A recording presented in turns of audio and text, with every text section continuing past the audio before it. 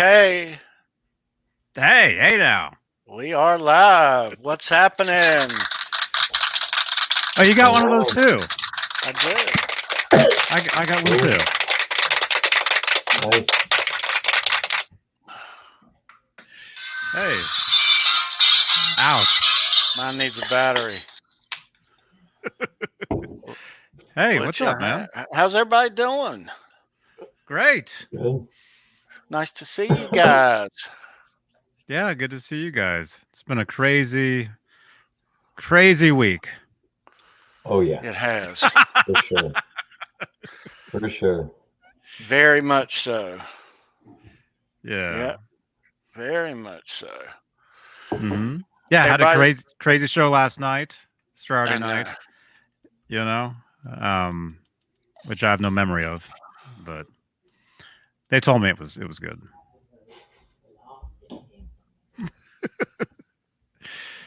Yeah. I know. Yep. My hours are normal now, so I've been back at work a week after healing, so my late nights are not like they used to be. Mm-hmm. Oh yeah. I held on as long as I could last night, and I had to watch the rest of yours this morning. And it was good? Absolutely. Always It was good. all right? Yeah, man. Cool. Yeah. Yeah, we have a great time. And I'm getting messages. Already. I'm getting messages. Yeah. I want to know when Butch is going to come back on. That was, man. That was a good show too. Friday night, man. That was knocked out of the park. That was a grand slam. Thank you. Yeah, he was supposed to be on with us last night, but he was out of town. But yeah, no, I would assume, maybe next Saturday night. Super nice guy, but also like just really interesting. And he like Caleb was saying, he was able to back up, his extreme, points of view, which is always good, Mm-hmm. He had valid points about a lot of it. Oh yeah. He's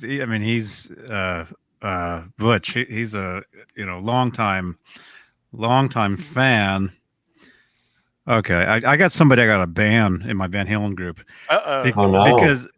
Because they're posting. It's the wrong Van. They're posting pictures of Van Morrison. That's good. Yeah. Oh Lord. Thank you. Yeah, I got people in that they let me know. Yeah, they let me know when there's something weird, and so that's. Do you ever get like Dick Van Dyke fans? Yeah, just normally what it is you get a lot of people in there that are like spammers that are trying to sell like bootleg T-shirts. Oh, they're going to every van. Bootleg masks and stuff. You get that all the time, and it's been crazy. And by the way, my group, it's called Van Halen 1974 to 2020 on Facebook. Yeah, links are down here in the show. I've been adding. I want to say at least 300 people a day. Wow. And out of those 300, you do get the people that try to sell the bootleg shirts. They post just weird.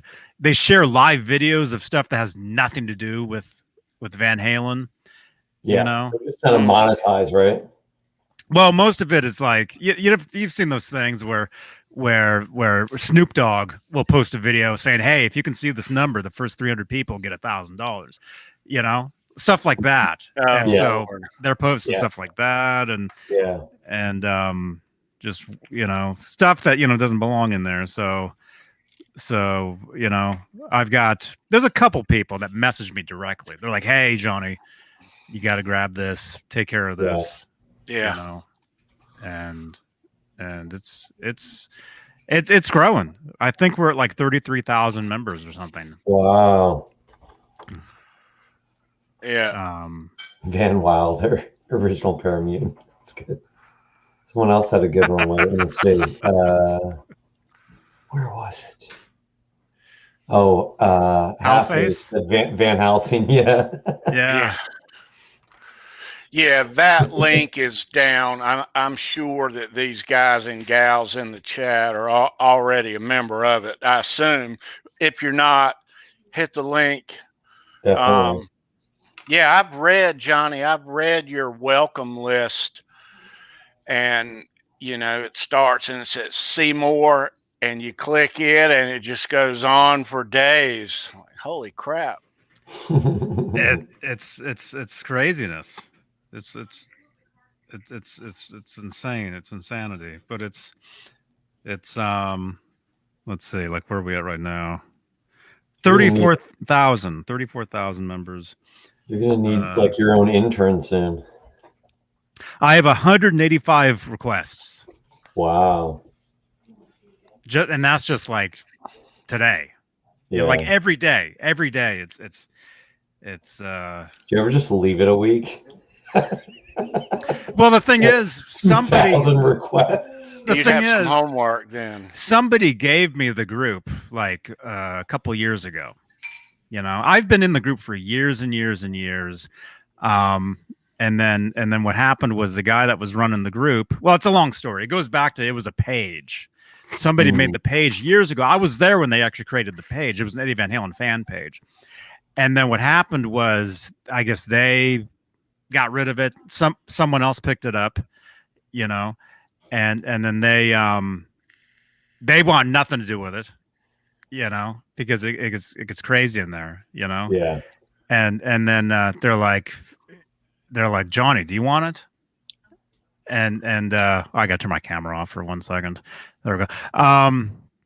They're like, hey, do you want to run this group? It's crazy, And I'm like, sure, and but I had forgotten about it.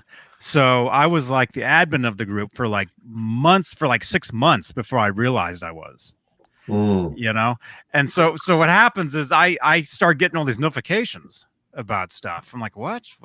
And then I go in there and it's a madhouse. And so what I did was I changed the name. I forget what the name was of the group. Van Halen, All Things Van Halen is what it was called, I think. I forget. But then I started noticing it was very Roth heavy. Like a lot of the people in there, it was all mostly Roth fans, And so I decided to change the name of the group, 1978 to 84, And then it got even wilder. It got even worse. Yeah. Just the negativity, and just the fights and the craziness. And then after Edward passed, I'm like, this has to stop. It's like the band, there's no more, the band is over. It's forget it. I said it before Wolfgang came out and said it. I was saying it. And I'm glad he came out and said that the band is done, because it is. Yeah. There won't be any reunions with anybody and Nuno on guitar. I mean, that's not right. So my notes are dropping. So after Edward passed, I made a huge post about, hey, we all love this band.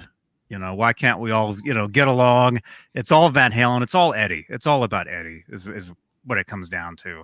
So that's when I changed the name of the group, Van Halen 1974 to 2020. That's literally the span of the band. They became Van Halen in 74. After Edward passed, it was done. Yeah. in 2020. And then I think things kind of have chilled out. Oh in yeah, there. absolutely.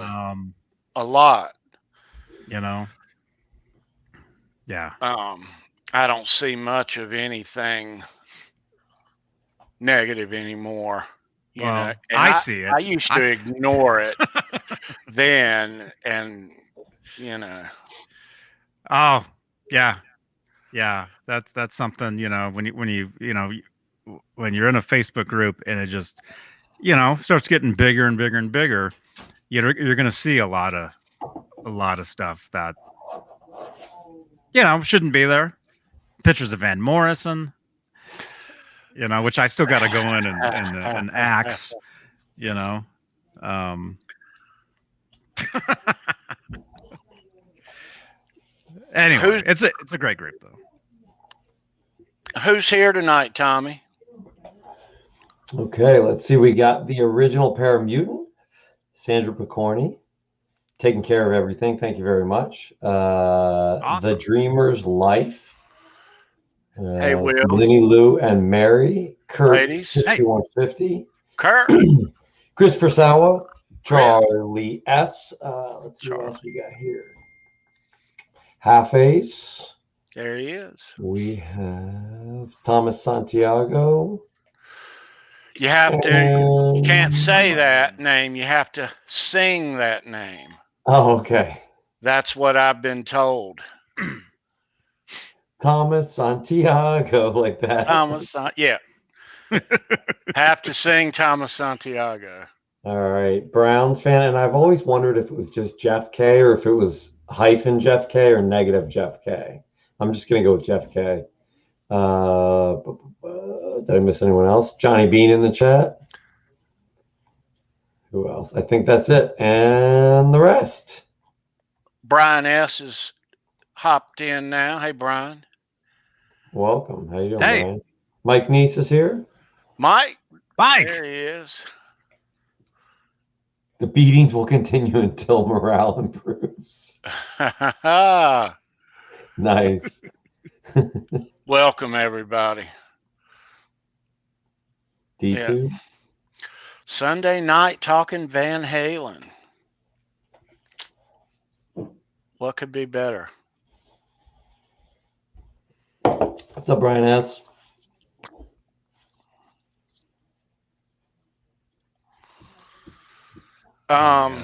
So in a couple of weeks, we're going to have a couple special guests here. April the 4th, Kurt in the chat and Andrew, British Electric Blues Show is going to be right here with us, and we'll talk all things Van Halen that night. Check out their show. They do a Van Halen show every other week and had a really good one a couple nights ago, and you missed it, Tom. Oh, no, I watched it. Oh, you watched it? Oh, okay. Yeah. I just wasn't feeling great, so I was laying in bed, like not commenting, but Women and Children First. Yeah. My favorite album. Of course I watched it, yeah. I know. I was wondering, where's Tom? Yeah, Mine too. Great. Yeah, I just was feeling nauseous and horrible, but I watched for sure. I love because they get into the minutia. Good stuff. Go check out those guys. They got a great Van Halen show. You don't want to miss that. And by the way, that instrumental off the Women Children First, I think it was called Studio Sessions. There's been different pressings of it over the years. There's an instrumental on there. That the actual name to that is Red Zone. You can hear them say it in the beginning. They're like Red Zone or something. And actually, I have a super clean copy of that. Oh, wow. You mean that last track on the album, Johnny? No, it's like the third track. It's like the third or fourth. Okay. 4th track. It's an instrumental that you never heard on an album. Although it does have like the breakdown to what eventually became Get Up. And Get Up. Okay. The dun dun dun. Yep. Yeah, that part is in there. But yeah. Anyway, yeah, that tune is called Red Zone. That's cool. I'll have to look it up. Yeah. Huh. Okay. Good. Very cool. Yeah. Yeah. You requested to join the Van Morrison? Yeah, I just kicked that dude out. So we have room for you. Paramutants. Let me see. I'm the Van Morrison superfan, group, and just go post pictures of Eddie in there. I think he's from around here. Oh, really? I think. Something. John Biel. John B. Yeah. Where's your John Biel? I know. Sandra. Yeah. Sandra. Yeah. I think his daughter is a musician actually in the Bay Area. Oh, wow. Van Morrison's daughter. Yeah.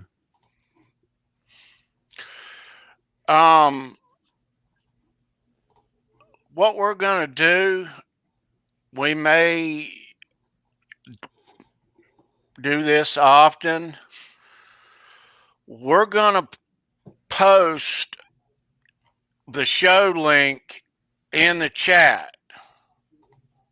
All right, Sandra. So You mean the link to jump in? to the link Is that what you mean? to jump in.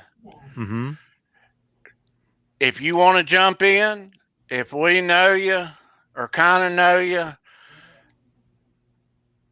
you can hop right in.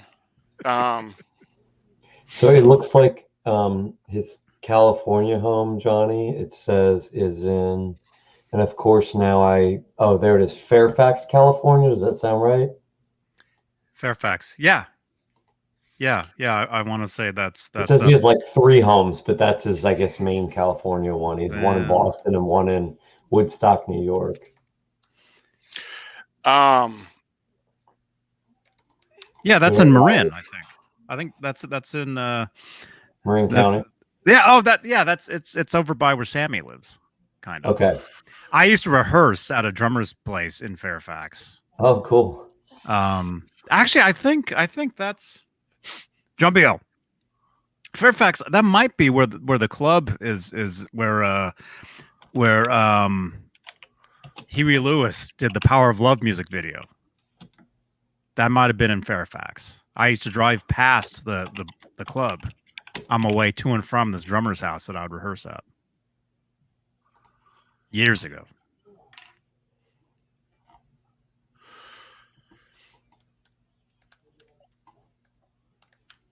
I think we're going to talk somewhat tonight about Wolfgang Van Halen's bass guitars. That Chip Ellis made that I think no one speaks about. And we're going to show some, look at his rig, and yeah. Here in a awesome. little bit. Yeah. Awesome. I'll be right back. Says the Power of Love video was filmed June '85. Shows the band playing in a nightclub called Uncle Charlie's. Doesn't say exactly where. It says it's in New York though.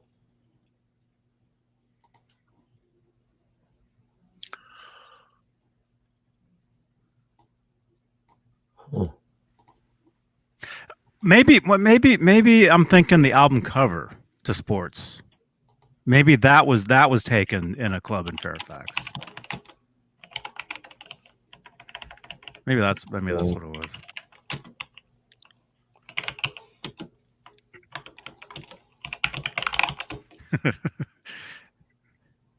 Cover art for the album features a photo of the band at the 2 a.m. club in Mill Valley, California. So Okay. they're inside the 2 a.m. club in Mill Valley. It's excuse me, Mill Valley. Yeah, that's where Sammy lives. Gotcha. Mill Valley. I used to hang out over there all the time. There was a record store, the greatest record store on the planet, called Village Music. Oh wow! And I tell the story sometimes on Facebook because the Balance album, when that came out, Sammy hand delivered the vinyl copies to that music store. Oh wow! And I bought a couple copies from the two first copies I had of that, well, the only ones, were actually delivered by Sammy, which is pretty cool. Yeah. And I still have some Balance promotional stuff, like a signed this little window display thing. Yeah. Some guitar picks. Oh, Tony. I said the magic word. Tony popped up. Uh-oh. Yeah, I have a Sammy Hagar Balance pick and a Michael Anthony Balance pick that Sammy had dropped off to this club. And this was before the album. This is when the album was released. This is before the tour. Yeah. They had their guitar picks already made. Yeah, cool. And I have them somewhere in this mess. Yeah. Nice. Nice. What am I doing? All right, I'll be right back. I got to go over there. Every time I see your white Wolfgang in the background, I'm like, I'm jonesing to buy something I don't need. But the good news is I don't have the money to, so that makes the decision easy. Yeah. That's a beauty. Looks nice, man. And I bet it plays even better than it looks. There you go. It does. It does. And they built those right. I thought long and hard about that. I was going to get I think they'll hold their value very well. Yeah, I was going to get another stripe, but I thought, and this was a year or so ago, and I kind of knew that was going to be their last go round. Not knowing nothing about anybody's health, but so I elected to do the relic. Yeah, I dig it. White over the stealth black. So yeah, I love it. So you can get the wear around the volume knob from doing volume swells and stuff so much. Just use. That's cool. Very cool. Yeah, I'm glad I did that. Sure. Yeah. So these bass guitars, when I first went and saw Wolf, now you know that they opened up that whole tour in Charlotte, and he was 16. Yeah. And my girlfriend's mom got us the pit passes. So we're right at Wolf's mic, couple 2-3 rows back, or not rows, but not against the barricade, but and that ramp ran like almost right behind us also. So but it was, and that kid walked out and he's playing that blue and white.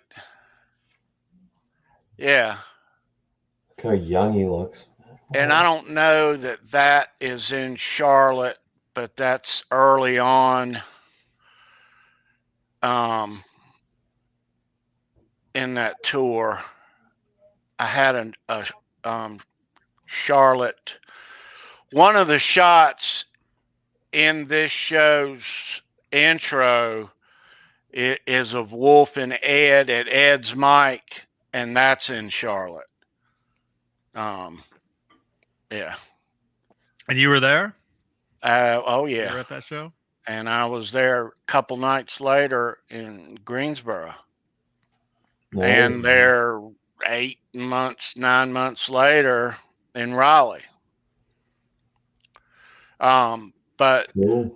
That is the same as that. Mm-hmm. Yeah, that's cool. Yeah.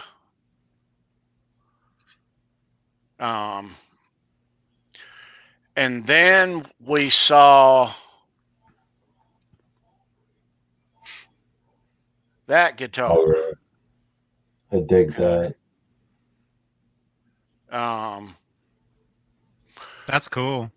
Billboard did a video some years back. Yeah, it wasn't that picture, but Billboard did a video where they actually zoom in on his basses. I don't know if you ever saw that, but it's similar. It's similar to like that picture there, but they're like zooming around 5150, and Eddie's playing guitar, but they show like a bunch of stuff within the studio there, like Wolf's basses. What else? They show a I want to show they show a Frankenstein striped guitar stand that a fan actually gave to Eddie years ago. I can't remember. John Biel. That's cool. Yeah. Frankie bass, Frankie guitar. Yeah. Yeah. There was this guy years ago who told me, he's like, I gave Eddie the stand, and now you see it in all these pictures at 50 on 50, like he's had it all these years. Actually, I know what it was. There's a picture of behind the console, and Frankenstein is sitting on that stand that a fan made. And I wish I could remember that guy's name, because he contacted me. He was like messaging me pictures and stuff, and wow. I don't know if we ever talked about it on my show. I don't remember. Huh. This is a while back. There you go. Yeah. And that's really not a Wolfgang shape, kind of like that one is. Yeah, I dig that. You know. Mm-hmm. And this is the one that he played 12 and that last tour. Mostly. Mm-hmm. Yeah. That's cool. Definitely, Kurt. He said we're gonna go halves on want to do a parenting plan and ship it back and forth.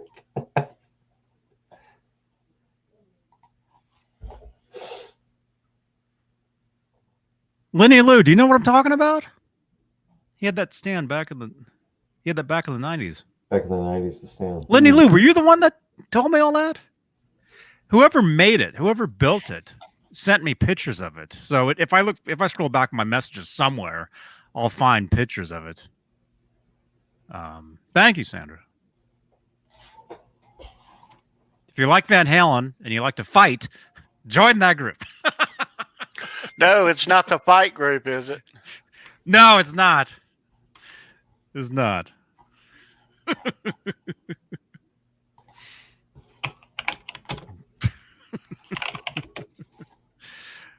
Wow, we're doing it live. I'd be careful. I'm trying to find it. I didn't know he slowed me up. See what we get. Now we're getting closer. Yeah. Not me. Oh, these are just some live shots. That's all it is.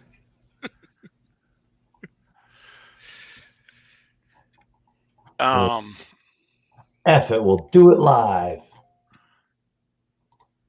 Yeah. Yeah. Lenny Lou, it was great seeing you over at the disco party earlier. You're telling me something about a different kind of truth framed thing. I did not see that. Kurt, you sent me pictures of the stand. Cool. Where did you? Oh, here we go. Here we go. When people send me stuff, I have so many. Yeah, that's it. That's it. That's the stand right there. Oh wow. Yeah, no, there's looks like a mini Wolfgang on there. Cool.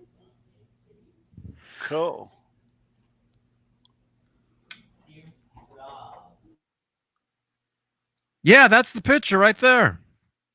Somebody sent me that. Somebody sent me this picture, and they're like, Johnny, I made that stand. And I can't believe it's like Eddie's had it all these years, and that's yeah. Wow. He said it was. Is that the actual Frankenstein? Let's just say it is. That's cool. Yeah. Sorry, I can't remember who that was that made that, but if you're watching, let me know. Awesome, thank you, Kurt. Nice.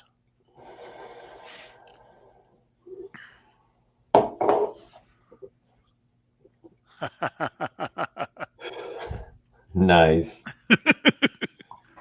I get so many messages. It's nonstop, but it's great.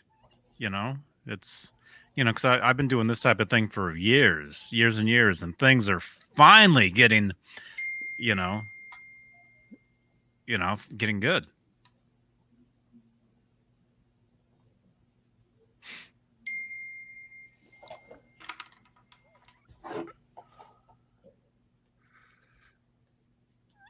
All right, there's his string choice. I guess this is from 12. I guess this was.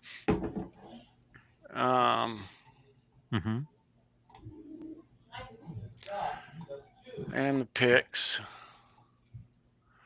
right there.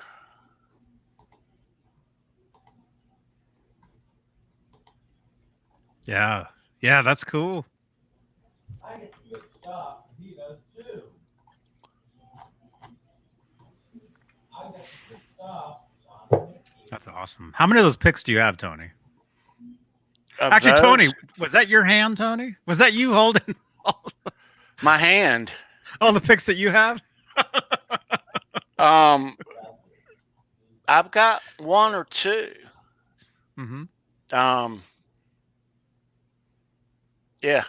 That's cool. Yeah, I remember you telling me that he threw one out and you grabbed it. Right? Yeah. Hey, Andrew. Nice to see you. Yeah, that was a very cool night. I've actually got a clip of that. That's right. I've actually got a clip of that. So it's opening night, all right? Roth has come home and Wolf is in the band, and he's 16 years old. They have opening night 2007, and they announced they had the press conference, and it's like, holy smokes, it's back, after all these, since 1980, 85, 84. And so we're go to Charlotte and Greensboro, and we're down in the pit on opening night. And this kid has never played live ever in his whole life, and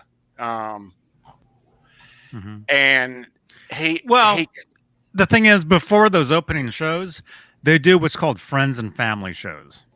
Right. So they do actual shows at the LA Forum in front of a crowd, but it's all friends.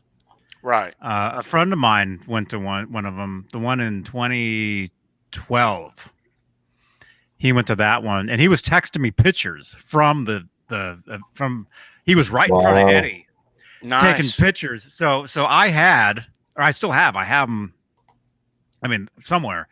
I have pictures of Eddie front row playing that Wolfgang Frankenstein guitar. Yeah. You know, so it's Right. it's a Frankenstein body, but a Wolfgang neck. Okay. So I've got like front row pictures of him playing that guitar that my buddy took, and then I have some of the confetti from the end of the show, the red, black, and white confetti. He sent me a sandwich bag, a Ziploc full of it, you know, in 2012. Now, Yeah. was the one with the Wolfgang neck, was that body from one of those $25,000 replicas? Yeah. And then he just had a Wolfgang neck on it. That's cool. I remember seeing that picture. Yeah.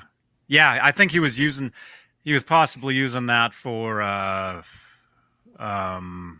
maybe like I'll Wait, or the songs that ended up being the ones where he would play the eBay guitars that they would auction off later. Oh, okay. You know, That I wasn't much on the scooping up the confetti. That we had enough of it in our. It ended up in the truck after the show and stayed in there for weeks. But I didn't keep any. You know, I have some somewhere. I have some somewhere, and it's too bad they didn't do a friends and family show for that last tour, because I would have gone. I would have been invited. I would have been able to go to that, but they didn't do one. Yeah. They just went. You know.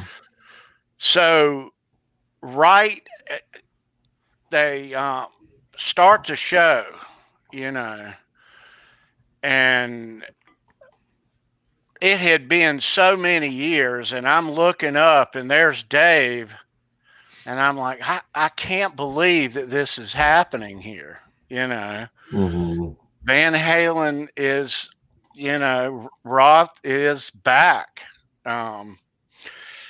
And right after the opening song, the whole time I'm like, I'm going to get a guitar pick off this kid. I've got a gazillion off Ed and Mike, but I'm going to get one off of this kid to make it complete.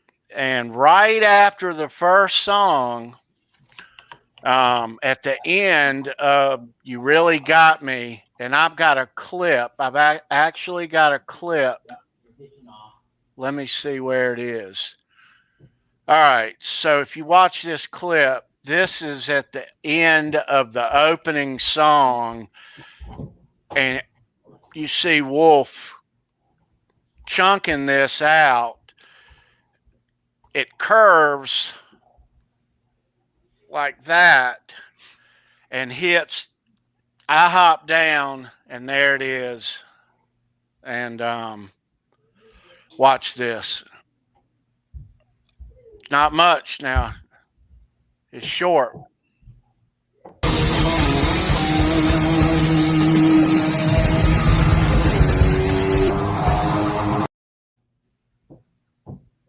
All right. And so what you got is that. Cool. Did he toss that right to you? No. Or were you like were you like fighting your way, taking out everybody that was reaching for it? I went down in a hurry. I had my eye on it the whole time, and it hit whoever, and I noticed it, and I grabbed it off the floor. Yep. Wow. And that is That's awesome. Yeah. So let me show you a couple more while I've got this camera on, and I'm going to just show Wolf guitar picks. Cool. That's from 12 right there. And no, I didn't get that at the show. I acquired it later, and this is another one from 12.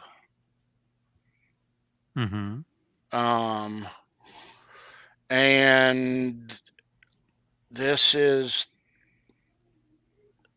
off their last tour.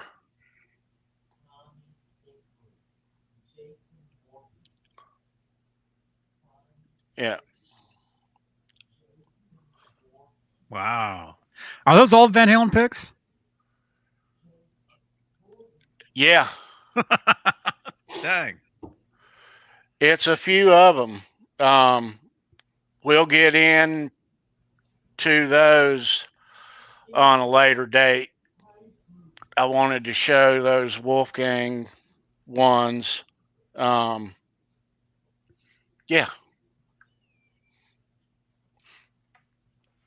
Nice. But looking at that show and then going back, when we went back a couple nights later, we were on Wolf's, not in the pit, but over on the side, right on the side, up in the seats on row A, looking at the stage, you know, like that. Really close still, though. It was the same show, basically, you know. But that was the night that Ed hit the guitar, the headstock on the stage near the end, and they did Jump, and the guitar was way out of tune. Yeah. Man. Yeah. Yeah. Weber, he was on a show a couple of weeks ago, and he explained all that. And he said, I kept holding up a guitar off the stage, and Ed was like, "No, I'm good." And it's actual shots of that too. He's holding up a guitar, keeps holding it up, and he holds it up again. Do you guys want to know something? What's up? I'm not going to mention this on my show until it's done, but Weber is the one fixing my Wolfgang. Wow. The one that took a spill back there. He's the one. He contacted me and he's like, "Johnny, I want to fix your guitar." So he has the neck, the one that busted, right? So once it's done and I get it back, I'll talk about it and probably have him on and talk about some stuff. Yeah, awesome dude. He calls me and we talk about he tells me a lot of that stuff. You know, he's a great dude. Yeah. He's awesome. Yeah, that's really cool. That is awesome right there. Very cool. Yeah. Well, I guess you know it's in good hands, Johnny. It's in the best. I mean, it's in the best hands, right? Well, what are you drinking, man? Look at that. I know, it's good. You like it? Van Halen flavor. Exactly. It's Van Halen lime. I want some of that. You too can have Van Halen lime. Wow. Oh no, that's not the right color. Let's see. Van Halen Q-tips. There we go. There you go. You have an actual green screen behind you? Yeah. Is that how you're doing that? Okay. Yeah. Because I know you can do that stuff within here, but it's not. Yeah, and the rest of the things are just happen to be that color. Let's see if he's the right color. I don't know. Nope, it's too blue. Star Wars characters just sitting here. You know? Oh yeah, I have one somewhere too. My buddy gave me the original 70s OG. Oh, there you go. That one works. I forget what this guy's name is, but we can't see him. Greedo. Yeah, Greedo. That's it. That's Thank Greedo. you. Look at that. And a 77 Chewbacca. Oh, cool. Oh, I have a 2020 Ned. Cool. Where he just ran by. Oh, I missed him.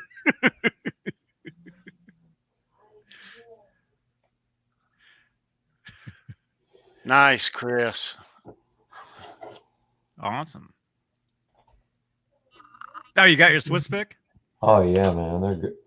I have to be honest and say that I thought it was a little bit of a hoax or some chicanery until I actually got them in the mail. And then I was like, damn, these are actually really good. I feel silly now. Yeah. Yeah, they're cool. I think I went through all mine. Tony, look at this pic.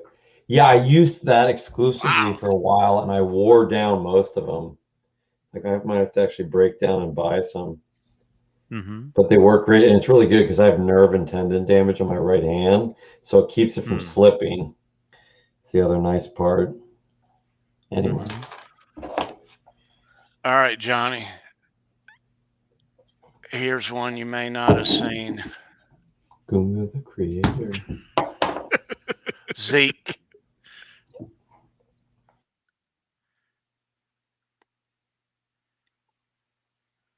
Wow. That's got to be a rare pick, dude. Yeah, Zeke. That's Zeke's pick. Wow. That's awesome. What is that? 5150? Yeah. Yeah. All right. One more. Man. One more. I ain't going to show no more. I'm going to save them for another day.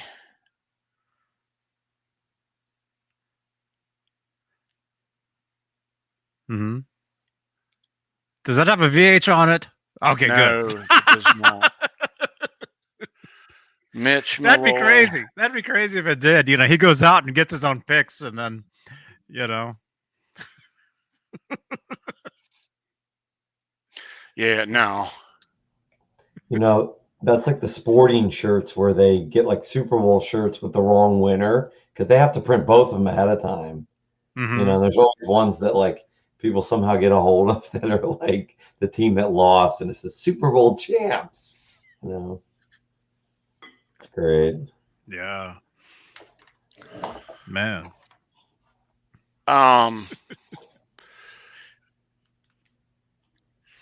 Did you go watch them on the 08 tour, Johnny? 07, 08? Yeah. Where at out there? I must have. 07. John Biel.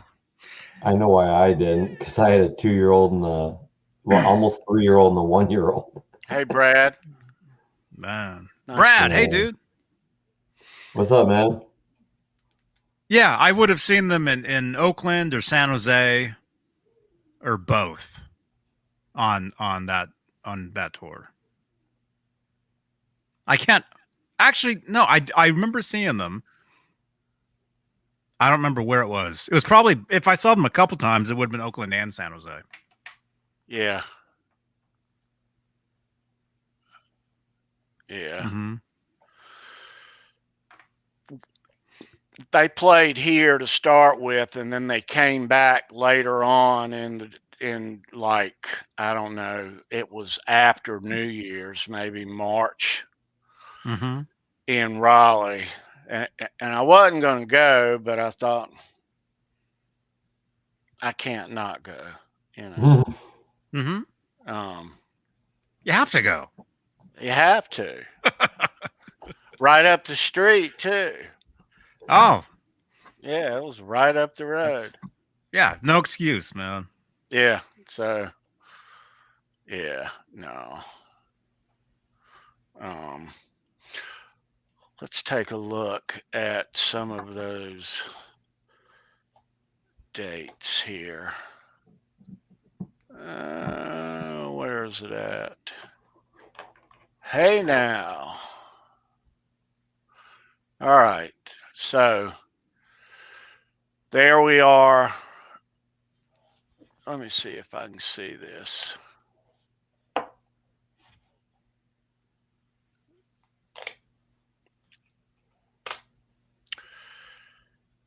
here we are, Charlotte and Greensboro, end of September. And October, November, December. Oh, San Jose. Okay. Oh, and then Oakland. I see. All right. So I would have seen them in the San Jose and the Oakland shows. December. Yeah, right. At least a couple times, I guess. Yeah, right. And then after New Year's, and then I guess a lot of the March stuff and April stuff was rescheduled. Mm-hmm. And they ended up, it was May at the RBC Center. And that's where the Carolina Hurricanes play hockey at. Mm-hmm. Is that joint? Yeah. And they go all the way to July. Yeah. 2008. Man.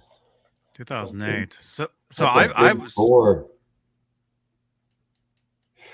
was playing shows myself that year. I was this band that I was in. We were touring around in 2008 a lot, going back and forth to Hollywood, Vegas, 2008, and then eventually we did a cross country tour, sponsored by MTV Trace, which was the MTV Spanish channel. Mm-hmm. Right. And that tour took us all the way down to Monterrey, Mexico, which was scary. Oh, very scary.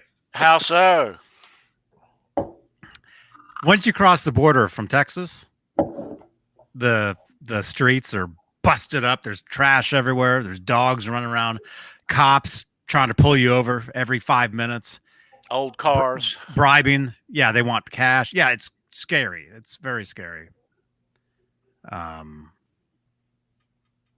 Yeah, that would have been August of 2008, I think. Yeah. Great time, though. A lot of fun. I know some that went to Medellin in Colombia for business. And they had to have, full-time security, and they had an armored vehicle to get them to and from the hotel to where they were having meetings. Wow. Yeah. And they had to take out like extra special like life insurance and all this stuff just to go there. It's like, wow, I really want to go. Yeah, they don't mess around, man. These like $500,000 vehicles that basically can, short of like a giant bomb, they can repel any kind of other attack, like even an RPG attack. Mm-hmm. Now you can just Zoom. There you go. Just do the Zoom meetings if you have to. If you have to do something, somewhere where there's, Well, this was with the government, so it's kind of like has to be in person. But I don't know, maybe they'd be different about it now. This was a number of years ago now. You had do you see the surgeon that was like in traffic court, but he was also performing surgery? He was Zooming to traffic court while performing surgery. And the traffic court judge was like, was that real? Yeah, that was real. Or was that a joke? Yeah, I saw that. I thought it was a skit. Not what I heard. Oh shit! Well, I mean, like, be in court. I don't remember how I saw that. The dentist, that lost his license because he was on one of those what are they called? Those like wheelie board things where you use your weight, lean forward and backward to move. You know what I'm talking about? Those things that were catching on fire. What the hell are they called? Hoverboards. Oh, yeah. You kind of lean forward or backward. He was on one of those moving around while using, tools to work in people's mouth. And he was filming himself and posting online. So when someone complained he lost his license like that quick, Oh, that's too bad. You know, you can't be on a hoverboard doing dental surgery. Come on. That's weird. You gotta wait a couple years before you can do that. Come on. Yeah. Yeah. I hope it got him a lot of TikTok views. Yeah, I know, right? I don't think it got him as many TikTok views as what his practice was earning a year, but I'm getting a message too. I'm just being told. Oh. Uh-oh, hey now. Let's see. check the pic I texted. Let's see.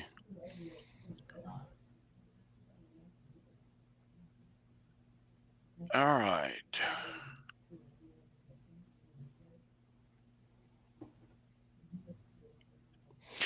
Lenny Lou sent this one. Oh, cool. Cool. And that's what they gave Mary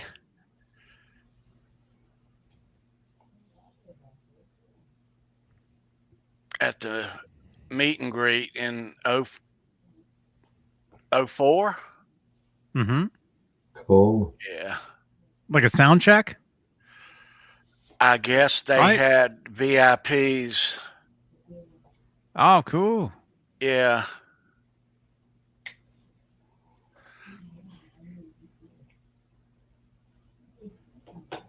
All of them signed it. Yeah. Nice. Nice, Lenny. Nice. That's awesome. Very nice. Cool.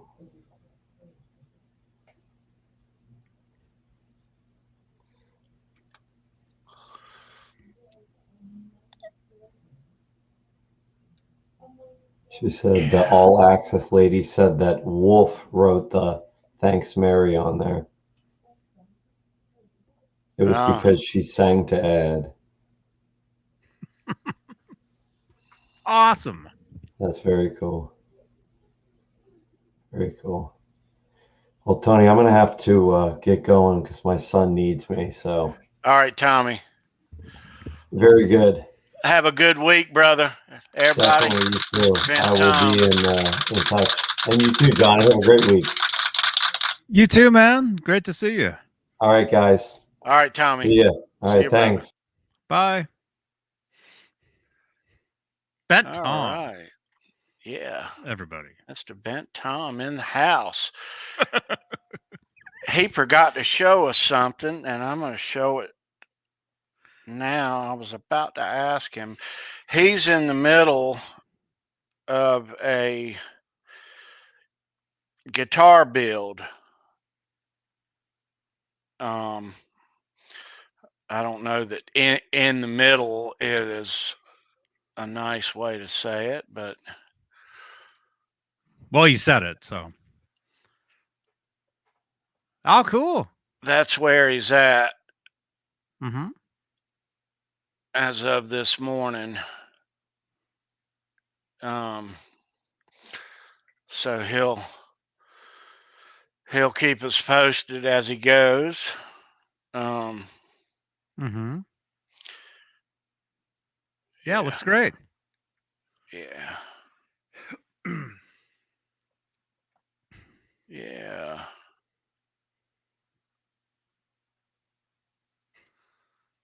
All right. Nice. How long is he going to have that neck, Johnny? I don't know. I don't know. No, he calls me and he gives me updates on it, and it's gonna look like brand new. You know, it's gonna look totally brand new when I get it. Nice. So nice. Yeah, amazing. A lot of people reached out to me about that neck, and he called me. You know, and we're I'm getting to know him better now, but we've been internet friends for a long time, but now we're actually talking on the phone, and you know, he tells me stories but I tell him, I tell him that years ago, one of the last shows I was at the very end of the show, I went down to the stage and I was trying to get his attention. He's putting the guitars away. I'm like, Tom, Tom, and he couldn't hear me. But even though he was like right there, you know, right there, you know, he couldn't hear me. And then security was like, get out of here. You know, they were like, you know, gotta go. Yeah. Yeah. Well, hey, maybe when you get that neck back, maybe you can have him on your show. I would love to see that. Yeah. Yeah. Yeah. Yeah. Yeah. Yeah. Definitely. I would love to see that. Definitely, yeah, goodness. Definitely. Yeah, he's a cool dude. He's awesome. He's awesome, and yeah, it'll be great, you know, to get that thing back, and it'll be, you know, brand new, and But you're in need of another neck on another body also, though, right? Yeah. I'm looking for another Japanese neck. I've got a Japanese body that I've had for years.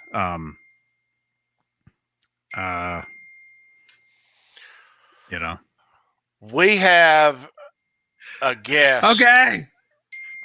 Oh, we do? Okay, good. I got to split for a minute. Okay. We got a guest. I'll be right back. All right.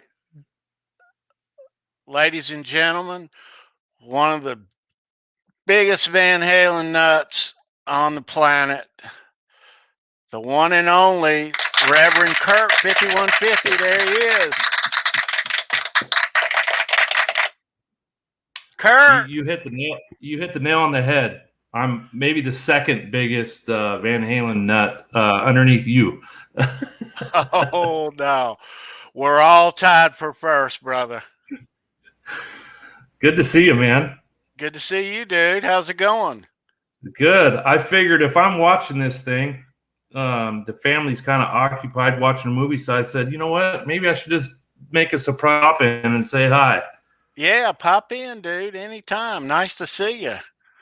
Yeah. Since Bent Tom had to go, maybe I'll take his spot for a few minutes. Yeah, man. Yeah. Yeah. So, what time man, is it getting to be? It's 8:30 or 8:15 here and in the West Coast. So, you know, I share the same time as Johnny, but I just want to say I'm impressed with your pick collection. You know, you had your camera focused in on your picks, and I wasn't even looking at the picks that you were showing. I was looking at all the ones in the back in that rack. That's incredible. Oh. Save them for some shows, but I really admired the fact that I really didn't start collecting picks until like a year ago, so I only have a handful, but you got a sweet collection, man. Yeah, thank you. Yeah, I think 1981 I caught a Eddie pick. And since that night, you know, you were hooked. I was hooked.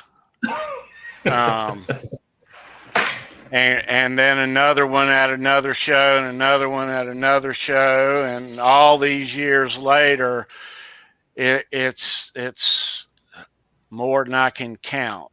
A lot. Yeah. You know, of all bands, but yeah. Yeah. So other than the ones that you've personally collected, are you constantly shopping around and picking them up as they come up for sale and whatnot? Constantly, every week. Yeah. Every eBay? week I get it. Those and there's trader groups. Mm-hmm. And I'm always after whatever, you know. Yeah. Well, that's a cool all thing. bands. So it's a cool thing to collect that for me, the way I look at it, it's in that price range where you're not paying, umpteen dollars for, vinyl or, these Japanese magazines that are running 60, 70, 80 bucks a piece. Oh yeah. You can pick up an official pick for $25, $30. I think it's a genius idea. I wish I would have done it 10 years ago. Yeah. Well, it's always a deal. It's always a guy who needs extra money. That really doesn't know what market value is, and I mean, always. But since October 6th, a lot of memorabilia has gone outrageous. I mean, there's prices of stuff that is just, it's crazy, just absolutely, but yeah, it's too bad. Too bad for the people like us that have been doing it for a while that you're almost forced to pump the brakes and wait for the dust to settle before you make any rash purchases. On the other hand, a lot of stuff's coming out of the woodwork too. So it's kind of a double-edged sword, right? A lot of it's coming up. A lot of it's saying, I've got this Van Halen stuff that I can make a buck on. But there is a lot of that. It's more, but there is a bunch of stuff that's grossly overpriced. But yeah, I mean, I collect all kinds of stuff. I mean, all kinds of music memorabilia. Yeah. So, but yeah, I collect. I don't sell. Yeah, I'm the same way. I just started buying vinyl. I have three Van Halen vinyls, and I got a Aerosmith one, and I got the Top Gun soundtrack yesterday. I don't even have a record player. I did the red one you showed a couple nights ago on the show. Yeah, that's sweet. Do you have that one? I don't. I don't. Yeah. My vinyl, I've got all mine, but they're what I had originally. All my covers have those white rings around them. But yeah, I know that stuff's coming back, but yeah. It's crazy. You go to Walmart or Target or Best Buy, and there's a big selection of vinyl now, like pretty big. It's really coming back. And, even Wolfgang's releasing his album in vinyl. I think it's cool. What's next? Tapes? I know. So I became a Van Halen fan in I would say 85. Of course, my grandma had cable television, so we would go over to her house on Sundays for Sunday dinner, and me and my brothers, we'd plop ourselves down in front of the television and we'd watch MTV because we didn't have it at home. And that's kind of where I first picked up on Van Halen. And I remember, I was 8 or 9 years old, so I was still pretty young. But I remember the David Lee Roth stuff, Yankee Rose, and some of those quirky videos that he had. Right. So I knew Van Halen, I liked them, but then my brother gave me 5150, the tape, for my birthday because my grandma got me a Walkman, and I didn't have a tape. She gave me a Walkman, and I didn't have a tape, so he gave me 5150, and I listened to that thing every day. I mean, wore it out. Yeah. And Johnny, you'll appreciate this too. I was talking to Andrew a few weeks ago on the show, and back then when you didn't have money, I was 9 years old. I never fast forward or did any of that on a tape because you didn't want to wear out the batteries. So I would just listen to it all the way, flip it over to the other side, listen to it all the way because, batteries were like a hot commodity back then. So it forced you to love every song. You couldn't just skip it like a CD or well, I mean, so if you're listening, if you're listening to cassettes, you probably don't have CDs. Right. I mean, I had 5150 on cassette way before I had a CD player, and my copy, it got to the point where you couldn't even read it. It was just what were those cassettes called? They had a name to them. The silver tapes. Remember, because tapes were white originally. Yep. Right. And the 5150 was clear, right? Wasn't it? They were like this. The 5150. Well, there was a name to that. There was a certain name to those cassettes. Clear. Yeah. There was a certain name to those, and yeah, mine, dude. I keep forgetting. Was that a week ago? I was talking about that big box of tapes that I have. Yeah. Yeah. Is that on here? Yeah, I gotta get that. I gotta grab that metal tape. Thank you. There you go. I gotta grab that box because I've got so many.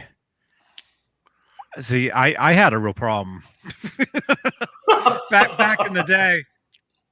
I was a huge Van Halen collector at one time.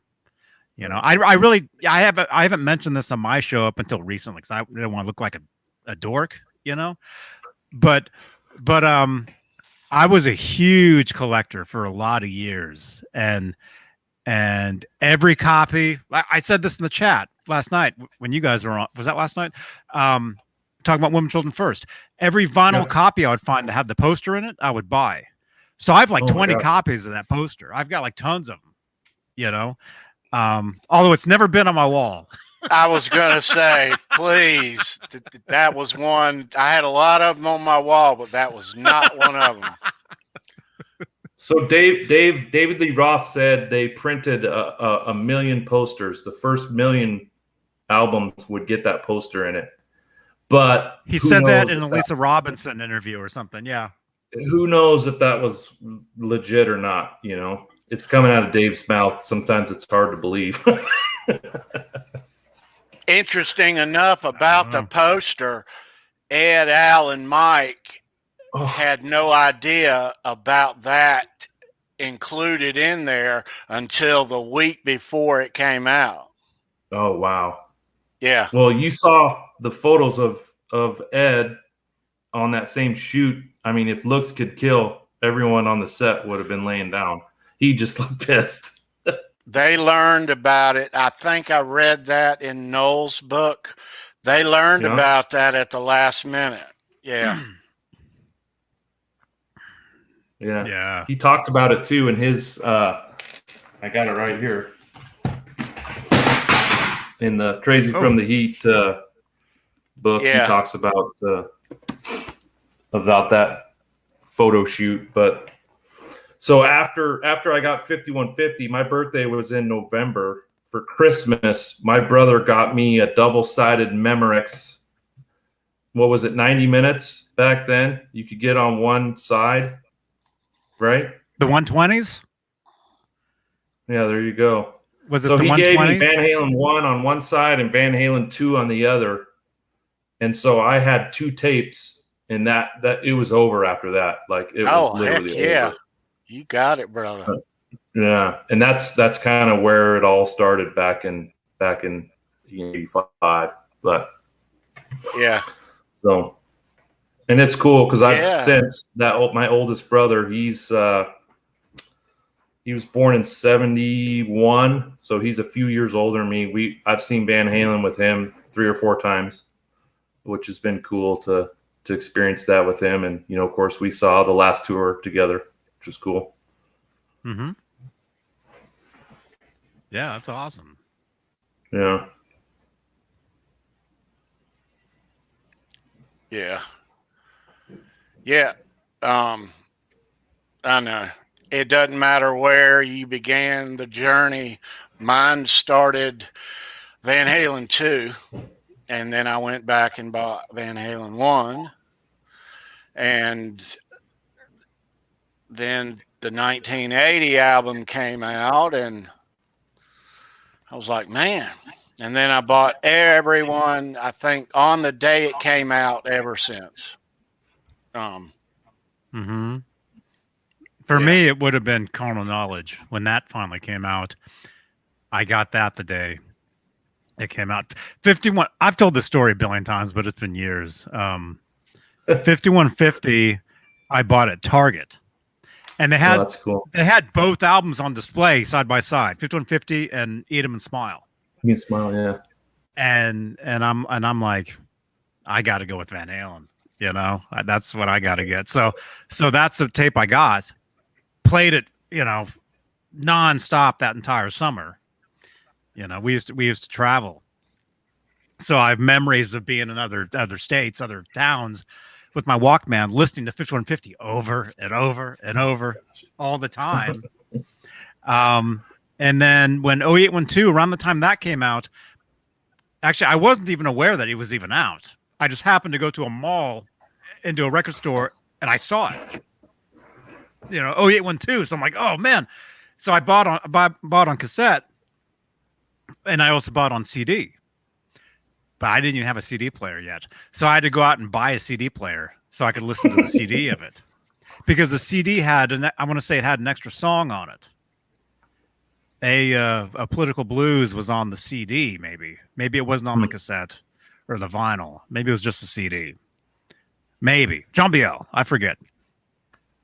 But then when Carnal Knowledge finally came out, I bought that the day, the second the store opened. I went and got that, but I'd already heard the entire album on the radio because they did one of their radio things from 5150 where they played the entire, I think either they played the entire record or almost the entire thing. And then when I was in the record store buying that, they had these displays. They had these big cardboard, about this tall, cardboard displays that held all the previous cassettes and CDs, and all the promo, you know, for the display were all the same pictures that were in the Carnal Knowledge booklet. Right. So I ended up getting 2 of those. So for years I had these huge Carnal Knowledge cardboard displays in my room. You know, for a lot. And then I had the Eddie Van Halen 5150 amp cardboard cutout where he's like this, and he's wearing the cowboy boots. You would put that against the full stack. The holes in them. Yeah. So I had all this weird stuff in my room for a lot of years this would have been in the 90s. Yeah. Well, I mail ordered. Now I talked about this in the chat on your show probably 6 months ago, Johnny, but I bought, I can't even remember where, one of the either Hit Parader or one of those Metal Edge, one of those magazines where you could buy the t-shirts, you know, where you cut the order form out and you send a money order or a check in the mail. And then like 2 months later, you get the t-shirt. The tour shirts. They're like from tours. Yeah. Yeah. So I got the For Unlawful Carnal Knowledge shirt. I got 2 of them. One of them, and I was in junior high, mind you. I was 8th or 9th grade. So one said, "Right now, youth is king," and like I love that T-shirt. And then the other one had the whole band on the cover. That was a white shirt. Yep, the one that said "Right now, youth is king." That was a white shirt. I had that one. Yeah. Oh man, I wish I still had that shirt. And then the other ones where the band was all singing in the microphone, and then the back it said "For Unlawful Carnal Knowledge," but the FUCK was in bold. And the first time I threw it in the wash, my mom threw it away. Oh, no. I went to that show. I went to that concert. You're lucky. And I wore it the next day. I wore that to school. And I don't know if I was sent home. But I was the only kid in school with that shirt. Me too. Because it was like a state or 2 states over that show. It wasn't in the state where I lived at the time. That particular, this was in Kansas. This was in Kansas City, and the show is on YouTube. The show that I was at. Oh, cool. But I remember going to school that next day, and I'm the only kid wearing that shirt, and people were like, "Wow, you saw them?" That's so cool. You know, those times, man. I waited almost 2 months for that thing to show up in the mail. And, you know, at that age, I was probably checking the mailbox every day. Oh, yeah. Yeah. Mm-hmm. So, Tony, quick question for you. Since I know you've been to every show but the first tour, correct? Yeah, that's right. In my imagination, I imagine that the Women and Children first tour or maybe the Diver Down tour, the band was like, it had it together live. What is your opinion as far as tightness in that Roth era in those tours you saw? If you remember, like, just, you know, in 1980, their live mantra was bigger than life. And I can imagine that tour was probably just a phenomenon to see. It was, but looking at all those shows in the Roth era, and maybe this is based on the human side of it, of things that happened and how where I sat or whatever. But I would have to say, as far as the band and the music, it's a close race for me in the Roth era between 81, Fair Warning, and 1984. Yeah, okay. Nothing wrong with 80 Invasion or 82, Hide Your Sheet. Nothing wrong with those. But 82, to me, and I watched them, however, a handful of times that year. They seemed like they rushed back out on the road and they were burnt out a little bit, maybe. Yeah, maybe a little bit alcohol induced, more than normal. Well, maybe, maybe, but looking at the music itself. Just the music, 81 and 84, I would have to say. Yeah. And you saw multiple shows, right? So you really got a good perspective of it. Yeah, I live in an area where there's multiple venues around me. So, yeah. There were years where I would go one night, the next night, and a couple nights after that too, you know. And then there were other years where it would be a night or two, and then months later back in North Carolina and another place. But yeah, I didn't miss them. I mean, I know guys that they won a tour, but not me. Yeah, me neither. I won a tour, and you know, I live in the Northwest, so I probably could have went to Portland and Seattle, but you know, I was young, didn't have the money, and freshly married. You know, my wife and I, we got married when we were 21. And we had a kid right away. So she went with me to the Van Halen 3 tour in 98. But so Balance was my first show. And I regret not making it a priority to go see the Live Right Here, Right Now tour. You know, I was 14, 15. I could have made it happen. but I just, you know, wow, didn't do it. That's my one regret. Tour. I know, Johnny, you went.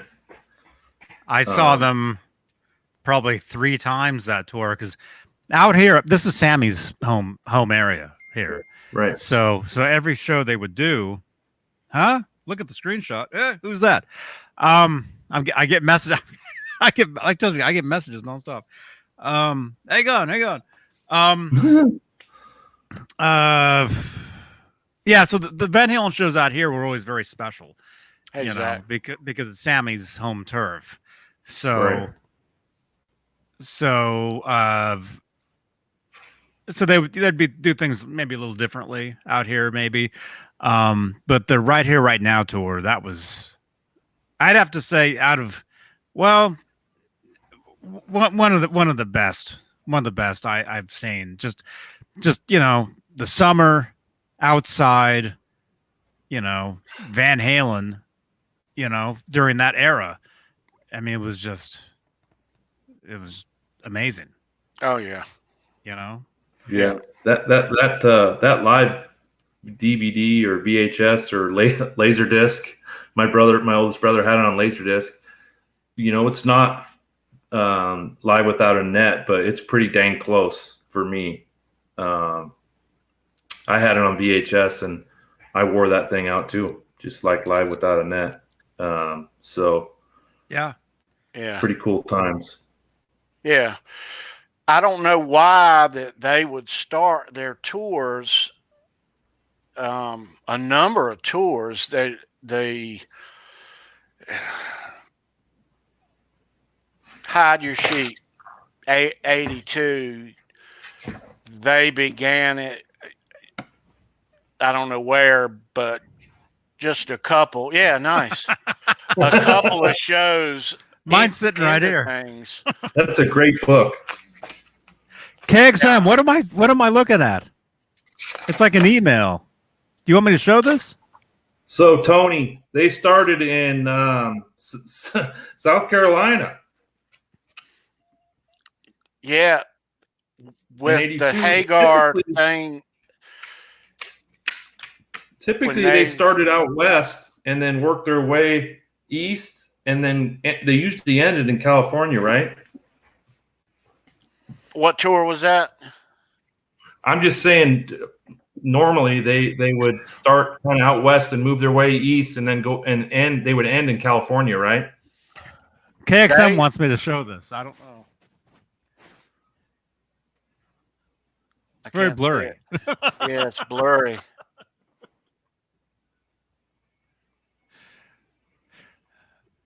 Can you please, one race at least, have one car hood painted as Eddie Van Halen tribute? Oh, NASCAR. Oh, so you're emailing NASCAR telling them to paint a hood like the Van Halen. That's cool, man.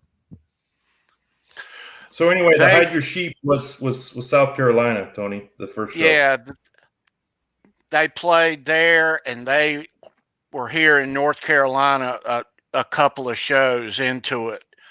And then again, 84, they began in Jacksonville, worked their way up a couple of weeks into it. They're here in North Carolina. 04, Hagar, they opened the whole thing up here in North Carolina. Dave comes back with Wolf, and they open up the whole show here in North Carolina. Yeah, a lot of cool. I just read this, and I've never even seen this before, and I've had this book forever. August 6th, 82, in St. Louis, Missouri. They play there. The following day, Eddie purchased a mint condition 1958 Gibson Flying V. That obviously he used on the 84 album and for Unlawful Criminal Knowledge. That's the info in this book is. Oh, it is. It is. The other cool stuff is all the audio and video they say is existing in all the shows. I don't know, Johnny, have you looked at the tour piece of this book? let me show It's crazy you how much audio Tony videos was out there. telling me. We mentioned Tony was this saying that. last week, and I Yep. have never laid eyes on this, but That's the show you went to, right? On the Greensboro show, it says video exists, and I've never seen it. So if anybody knows anything about that, So Tony, I have the wanna original. know. This is the original Van Halen encyclopedia. Oh, nice. And then this is the second edition after Gary Cherone. And I purchased this thing. Let's see. I bought it brand new.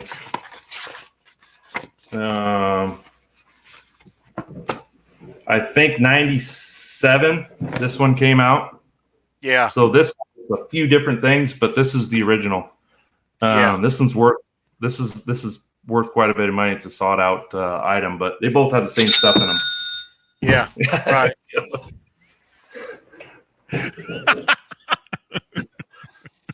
Anyone make an offer. Wow. $5.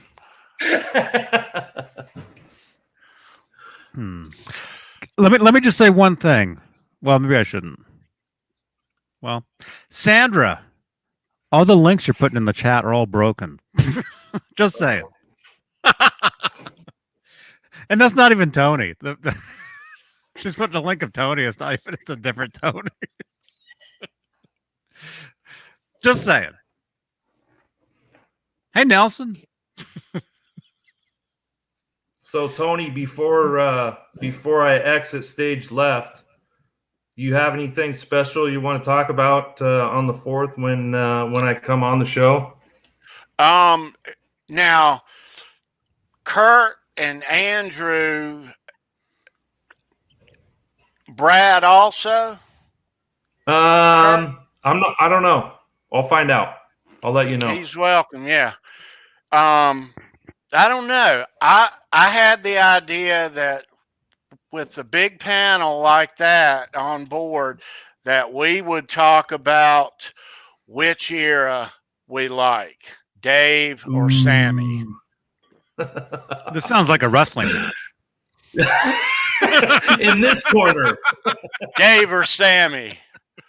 Bring it, baby. Bring it.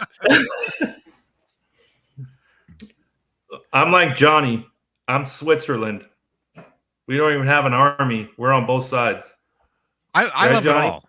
There's no, Tony, the thing is, something like that we should do in my group. We should, yeah. Where it's insanity. I know I've been saying for a long time, I'm going to do a dedicated show in there at some point. It's just, the thing is, I'm going to have to pay to do those shows. I'm waiting on my phone to ring, Johnny. Yeah, that's why I've got the lights. That's why the donations that I get in, a lot of that, is going to go towards paying for, Facebook, because you have to pay them to get stuff to be seen. Yeah. My shows are live in there all the time. 2 people watching from in there. Yeah, right. Facebook blocks it. Facebook blocks Johnny, all that stuff. Why don't we raffle something where people buy a raffle ticket, where you can pick, we can find something that everyone wants that, maybe it costs $200, but you could get $600 worth of raffle tickets, and then do a raffle and give it away, and then you got some money to put towards the show. Mm-hmm. Something you could do and we can promote for a couple months. You ever thought about that? Yeah, that's cool.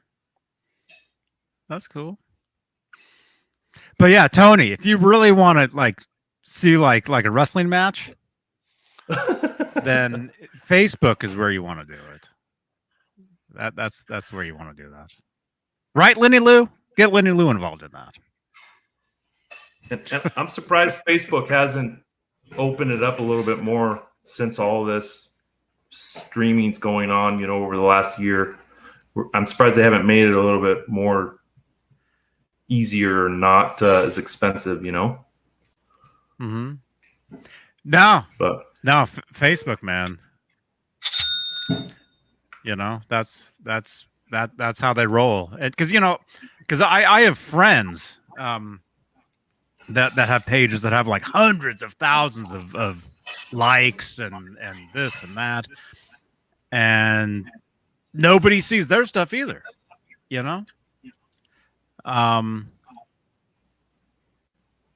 But well, like Tony, like we've said, some of it is using third-party apps like StreamYard, right? Going live in Facebook. That's another problem. So that's another. Well, Christopher, I don't know about that, but it's doing some sort of live thing in there, because that's the problem is I can go live in there if it's just me, no problem, it's fine. But to do some sort of like, different, have a bunch of people, that's the problem. That's the problem, is trying to get, this type of format in Facebook and have it be seen. Let me just say that I love all eras of Van Halen. Except? No, there's no exceptions. I love all eras of Van Halen. But there is arguments to be made on each. On each. And I have my opinion on that. And I'm sure you guys will too. And we'll have a nice, spirited little conversation about it. To me, it's like I got a sports car and then I got a truck. I love them both. One does one better than the other. The other one does something else better than the other. But I couldn't have one with, I couldn't pick one. Yeah. Mm-hmm. Mm-hmm. But the thing is, though, with music, I mean, let's take Van Halen. I don't know why. Yeah. With Van Halen, there is no better. It's like good enough isn't better than Run With the Devil. It's different. Mm-hmm. And it's the same band. It's the same three-piece. It's the same. It's the same guy wrote the same songs, or wrote the tunes. And there's a lot of people that. You're right. And Eddie, you know how he always had a different sound, and he never wanted to make one album sound like the other. Could you imagine if 5150 sounded just like 1984, but Sammy was singing instead of Dave? Like that's what makes it cool, is every album is different. Every album sounds different. The tone's different. Like that's what I love about it, is it's like a puzzle. Lots of variety. Mm-hmm. And that's what makes it cool. It's not like Def Leppard, which I love Def Leppard, but a lot of their albums sound the same, and you can't tell if it was, recorded in 96 or if it was recorded in 84. Well, because they have a classic sound, and their classic sound doesn't even belong to them. It belongs to their or producer. AC/DC, It belongs to Mutt Lange, because you listen to some Shania Twain tunes. Yeah, it sounds exactly like Def Leppard, same, exact. Yeah, it's funny. You're right. But Eddie, he had something in his brain, like he didn't want to put something out that was anything close to what he put out a year ago. That's what I love about him. Well, I mean, any serious musician.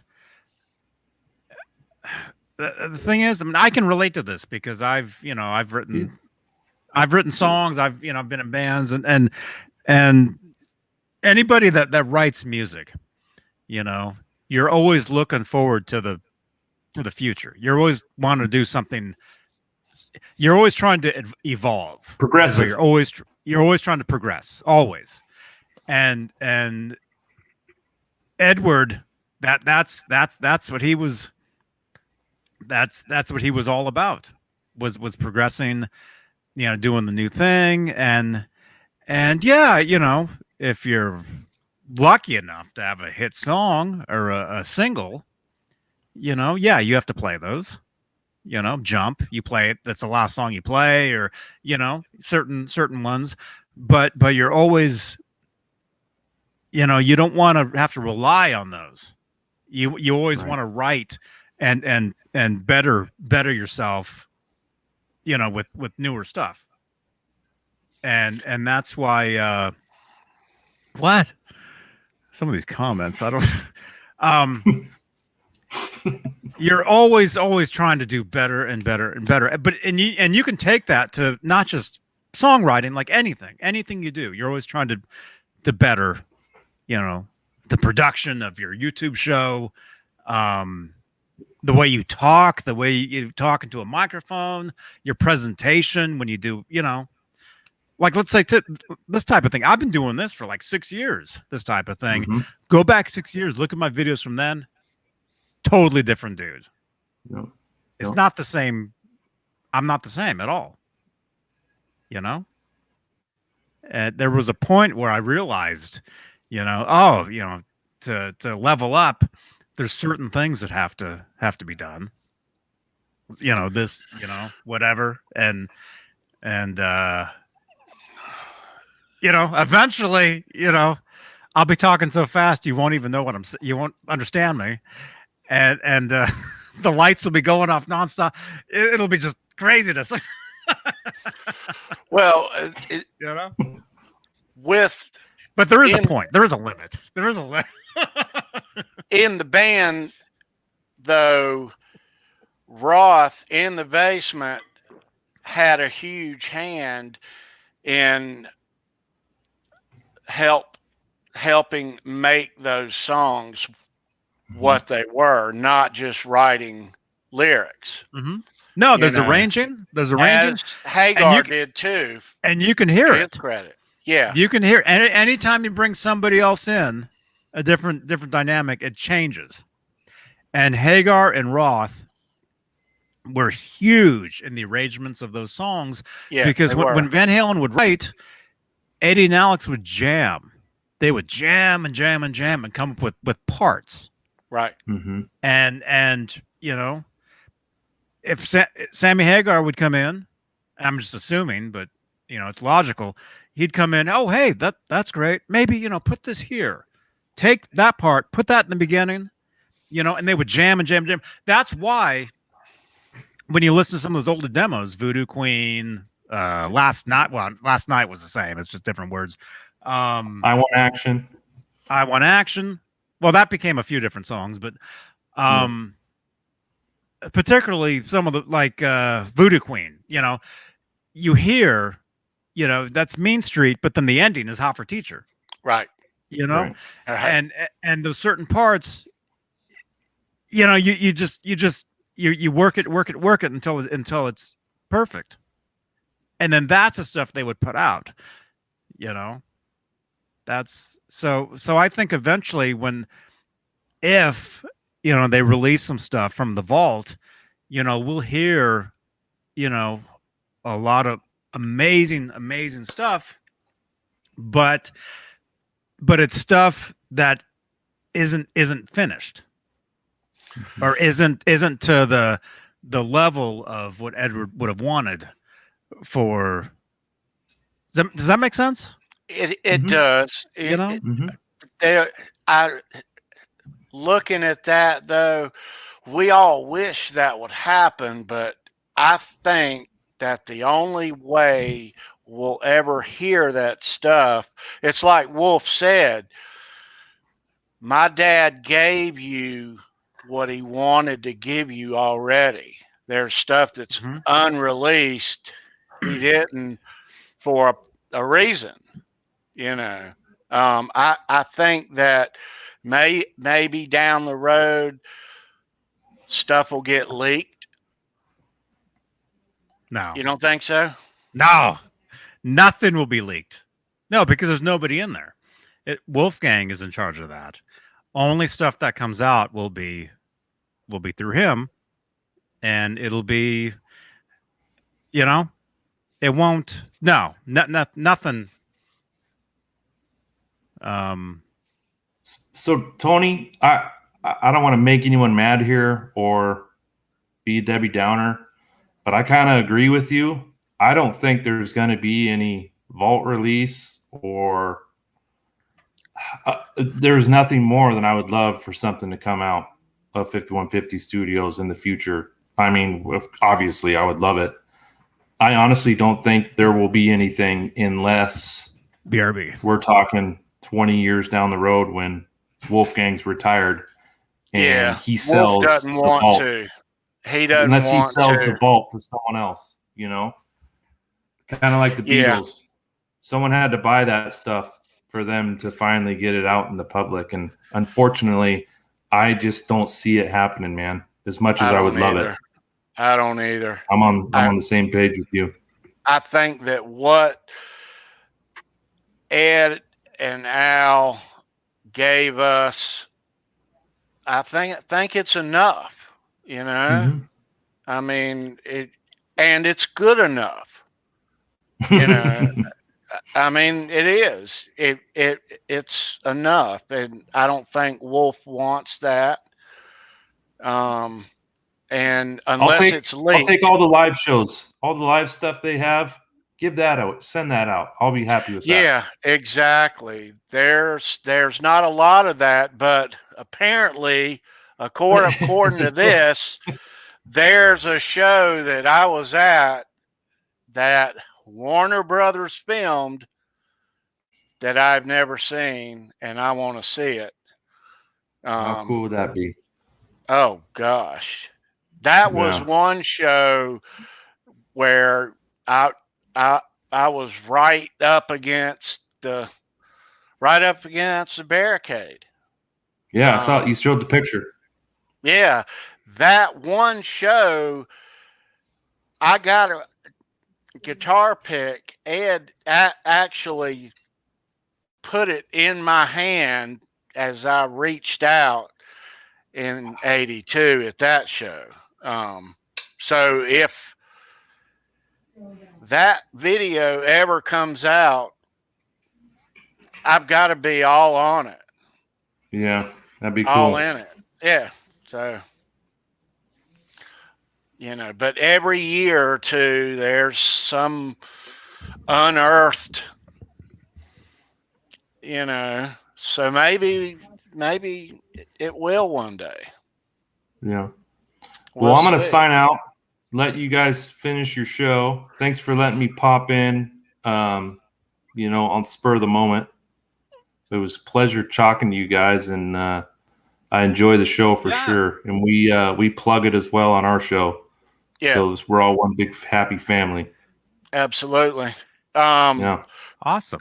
Kurt and Andrew, Brad, hopefully, maybe, will be joining us here on the show in a couple of weeks, April the 4th. Yeah. So, yeah. Awesome. Everybody, Reverend Kurt, 150. There he is. Thank you. Have a great week, Kurt. All right, guys. Appreciate it, Tony. Thanks, Johnny. See ya, man. See ya. Wow. Hey now. Hey now. Hey, Jay. Gizmachi in the house. Yeah. All right. Yeah. Jay, did we have a good time last night? I can't remember. I have no memory of the past two nights. I watched half last night and half this morning, and I got up and I went to where I left off, and everybody's eating Colonel's popcorn all at once. Oh yeah, yeah. That's the stuff, man. Colonel's, it's amazing. Yeah. Yeah. So as far as I'm sorry, I missed the last couple minutes of what you guys were talking about, but as far as you were talking about stuff getting leaked and anything that's already out there that somebody, already has, we'll probably see or hear or whatever. But anything from 5150, no. There's nothing will accidentally get put out. And anything that Wolfgang decides to put out whenever that is, it could be a year from now, it could be 10 years from now. But it'll be at the highest standards of whatever it may be, because Edward didn't want anything out that he didn't want out. Right. And Wolf knows that too, which is why I don't think Wolf wants anything out. Mm-hmm. Maybe years and years and years down the road, like Kurt said, but unless it's leaked somehow, no, I don't think Wolf's going to want it out there. That's not going to happen. Nothing will be leaked. I can guarantee you. Because he's in full control of that. It's not like there's plumbers, in there fixing stuff. It's not. It's no, anything that comes out will be. Well, it depends. Let's say if there's a box set, and I guess maybe there's been talk about doing something like that. Maybe, well, who knows?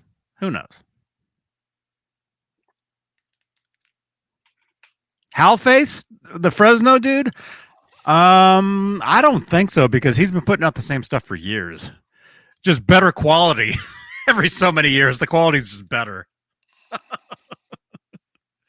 The 78 show and 79 show.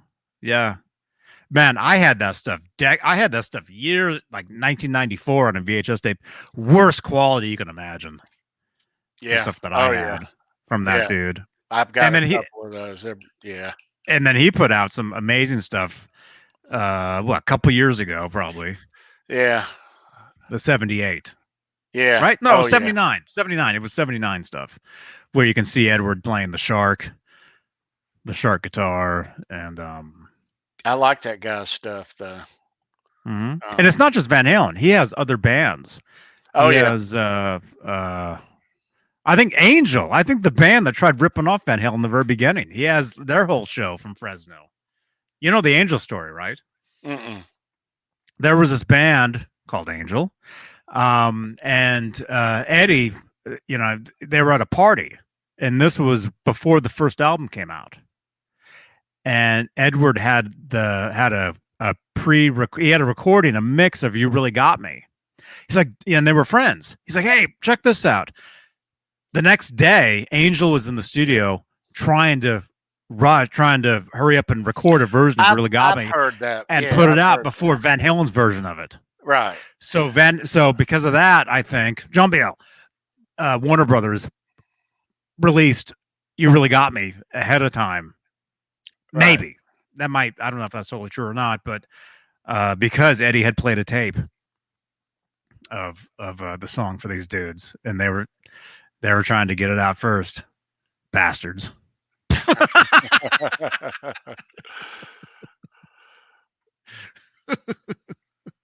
I can swear on this channel. I can't swear on my own channel, but I can say anything here. Okay, cool.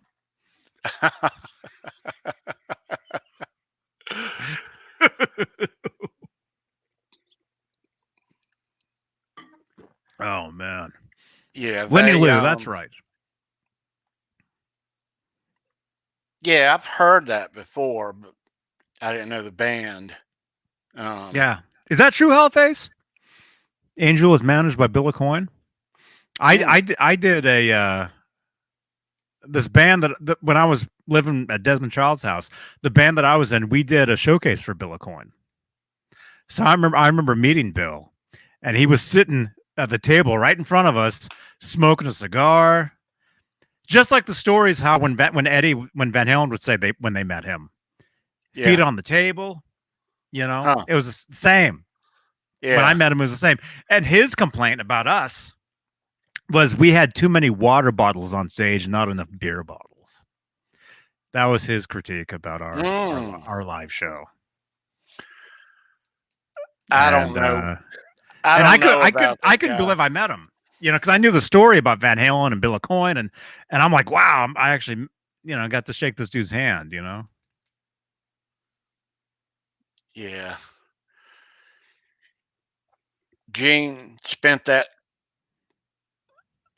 time and effort and money on them and said, here you go, Bill, have a look at these guys. Ain't they great? And he was like, yeah, I don't think so. He had just signed a band called Piper, is it? And their lead singer was a guy by the name of Billy Squire. And then he would go on to put out a music video in 1983.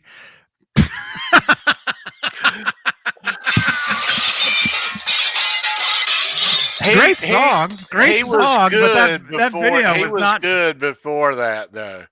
Yeah, I know. He was good up until that, but that ruined him. Yeah, that destroyed it, man.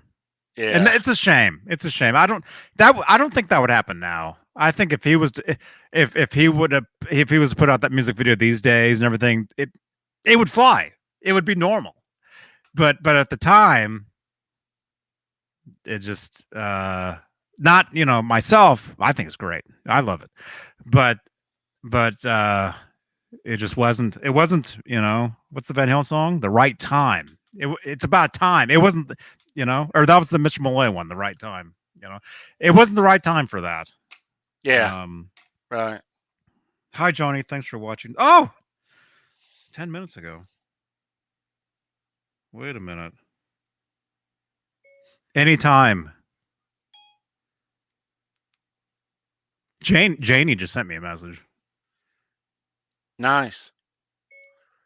You guys rock.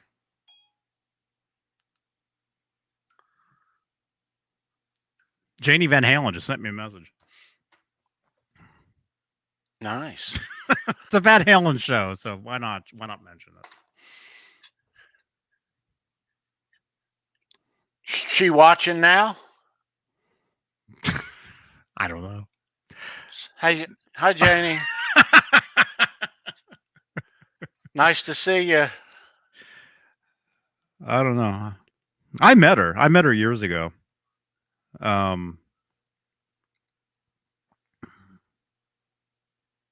Awesome. Yeah. I met her. Actually, the picture of Edward and me, she took. Yeah. You know, she and this is the phone right here. So, you guys, Edward has actually looked at this screen. You know, well, it didn't have this case on it, but this is the phone where Janie. Now we're geeking out. Now we're getting nerdy.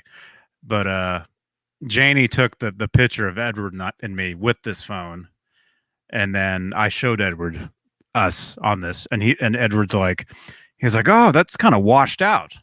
So if you look at the photo of him and I together, it's like all like washed out and bright and stuff. I wonder if I can turn this on. I wonder if that picture's on here. Yeah. Lenny, she thanked me about earlier about the disco, about watching the disco show. She said thank you for watching. We're friends on Facebook.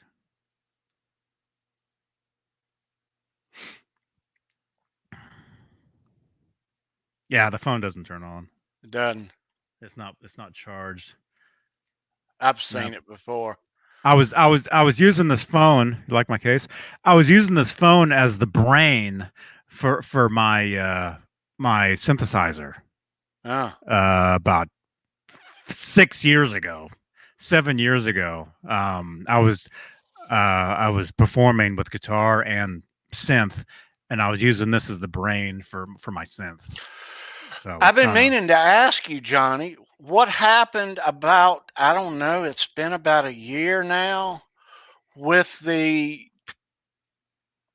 piano lessons. Mm-hmm. Once COVID hit, that all stopped. Okay. So it's been a year since I've played an actual piano. Okay. Gotcha. Louis is awesome, man. He's an awesome dude. And I'm not going to mention it here, but I would say in a couple weeks, I'll have a cool story for you guys involving Janie. Something personally that I'm not. That's just a. I'm not going to say anything, but in a couple weeks, you might see something. Can't wait. I don't know. Mike? Yeah. Yeah. Why not? In a couple weeks. You'll I'll have a story to tell you guys involving Janie and Louis, and they're good friends. Cool. I tell you what, Johnny. Let's talk more next week. It's getting kind of late. We've been on a couple hours now. Wow. This show flew by, man. I've got to get up at 5 a.m. Oh. And it's already after midnight. Oh, crap. Yeah. I'm going to bed at midnight myself, but that's in like 3 more hours. Yeah. I have to go out of town tomorrow. I got to be somewhere a couple hours away, and I have to be there at 10:30 in the morning. So I'm gonna have to leave at like 8 in the morning, and yeah, I gotta go in nice and early. But yeah, enjoyed it. Everybody in the chat and everybody watching on the replay, thank you for being here. We're going to be back here next week at this same time, 10 p.m., talking all things Van Halen. But before we shove off, let's bring in the gal that helps this show stay afloat, helps my other show stay afloat, works behind the scenes, works the chat, mods like no other. My right-hand man, or gal, should I say, the lovely Sandra Piconi. There she is. Hey. It's a great night to be streaming, everybody. Yeah, it is. Hey, chick. Hello, Johnny. How are you? Good. Having a great time. So how long before your guitar returns again? I really don't know. I'm being kept updates on it. I'll probably get pictures actually. Is it hard being away from it? Well, I mean, it was my favorite, although I'm not actually away from it because the body is actually sitting right there. Right. So the body is actually in the guitar moire right now. It's just the neck isn't here,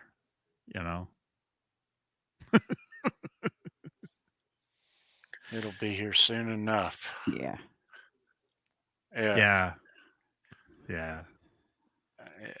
Awesome. And a great story with it. Yeah. Like I said, I haven't told the story yet, but once I get the guitar back, I look like I'm naked. I'm not. I thought you were. No. Oh. It's Punky Badger.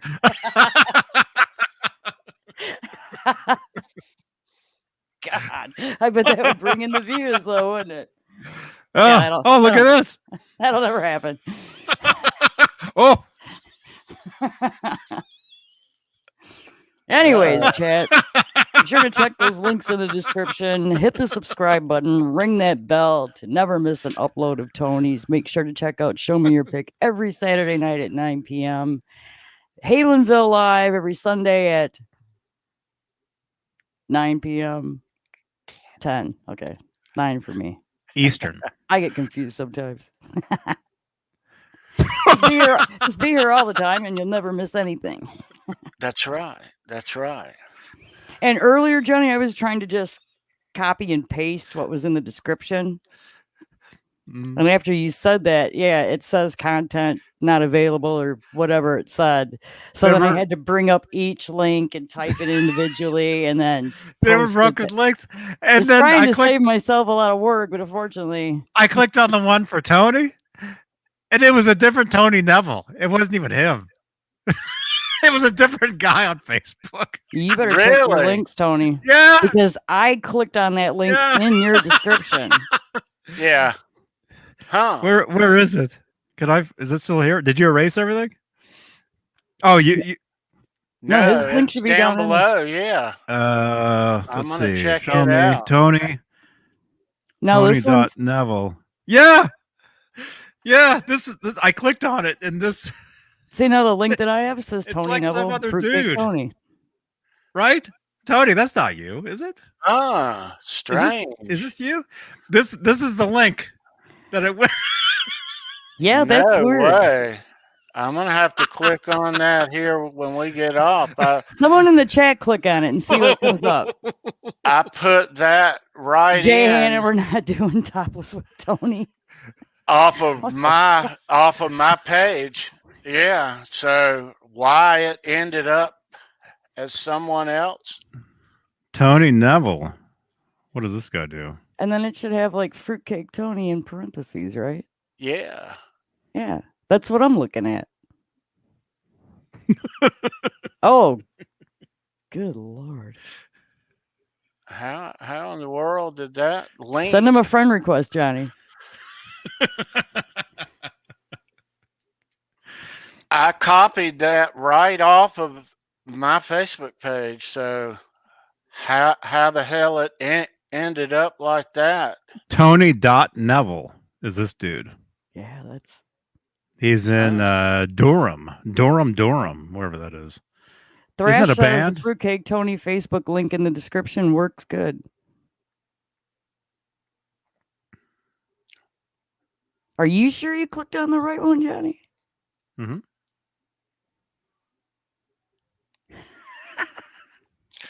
The Facebook debacle. Oh shit. That'll be a phone call tomorrow afternoon. Tony will be like, "How do I do this?" Watch. Wait, how do you click on stuff? Right here. The one right there.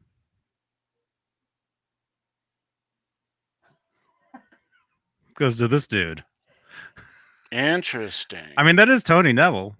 Yeah.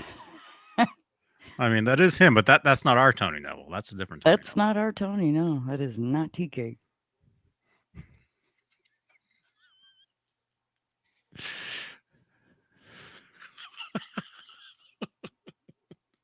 Huh. It's paranormal.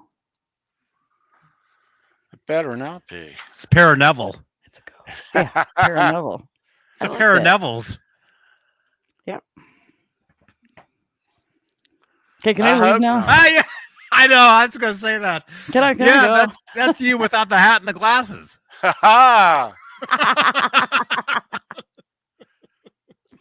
Let's see, Tony. You'd never take your hat off, will you? Oh, only to put a bandana on, right? That's right. You got it. Here we go. Yeah.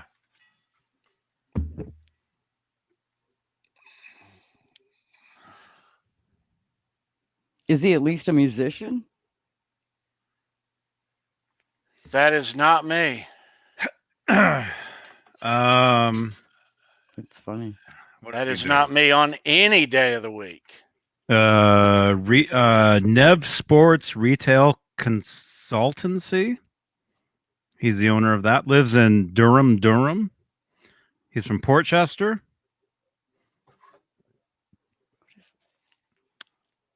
I keep burping. Lenny, are you talking about Abbey Wellness and Normal KC for marijuana advocacy?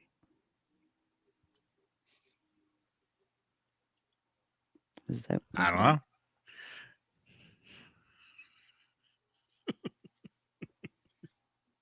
Steve Austin. Yeah. Steve Austin.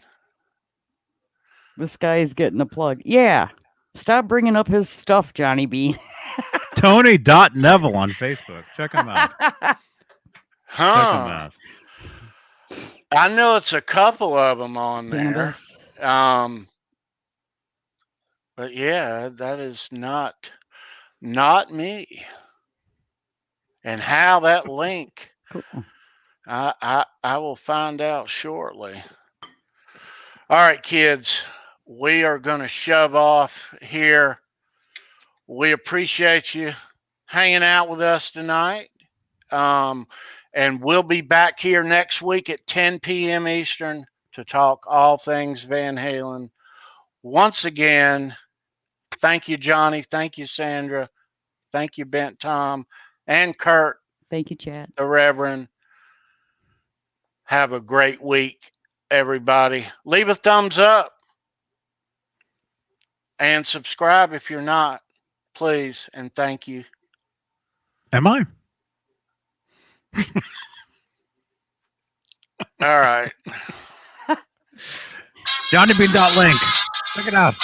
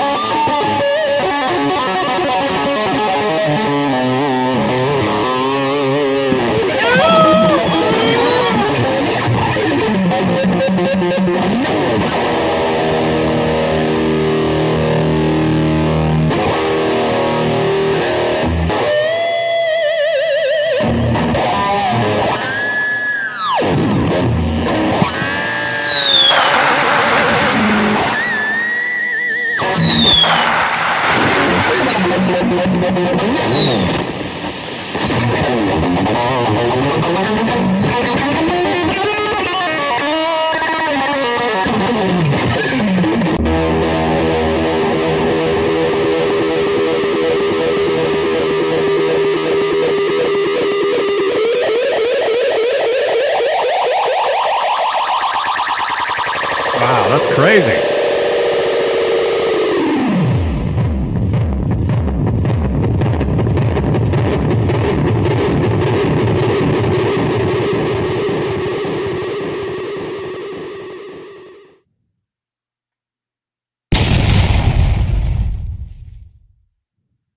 Fucking love explosions.